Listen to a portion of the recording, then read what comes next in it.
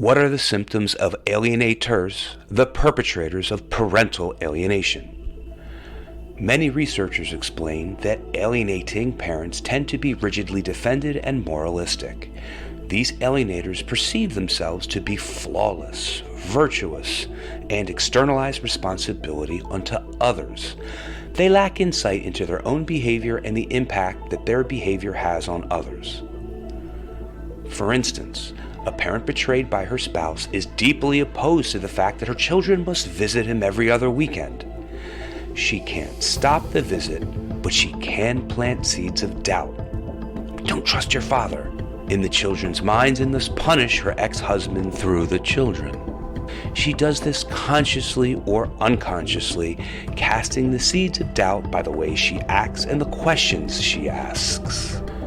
The perspectives of alienators is that the other parent is seen as irrelevant, irresponsible, or even dangerous, whereas the self is seen as the essential, responsible, and safe caretaker.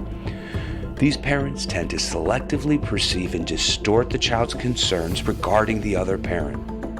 Psychological disturbance, including histrionic, paranoid, and narcissistic personality disorders or characteristics, as well as psychosis, suicidal behavior, and substance abuse are common among alienating parents.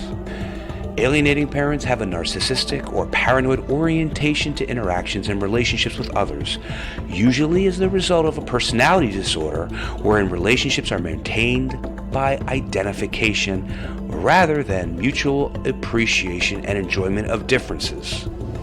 And when others disagree, they feel abandoned, betrayed, and often rageful. Paranoia and narcissism was observed in alienating parents who placed a heavy reliance on defenses such as splitting. For instance, thinking that I'm all good and you're all bad.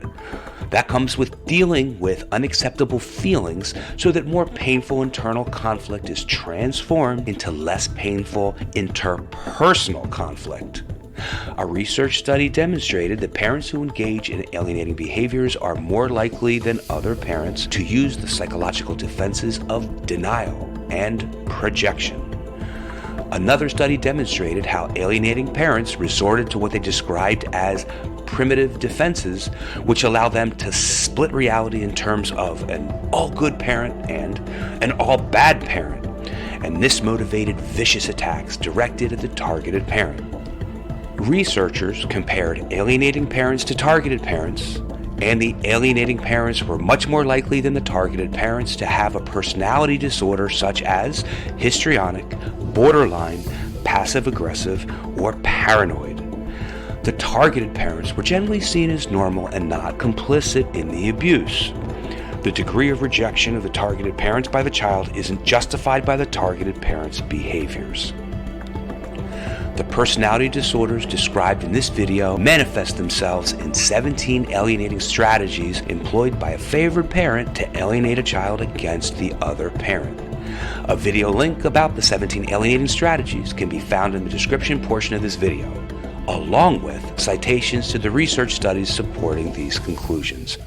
Written by Ashish Joshi and produced by the Law Center. Click the link in the description portion of this video to learn more about them.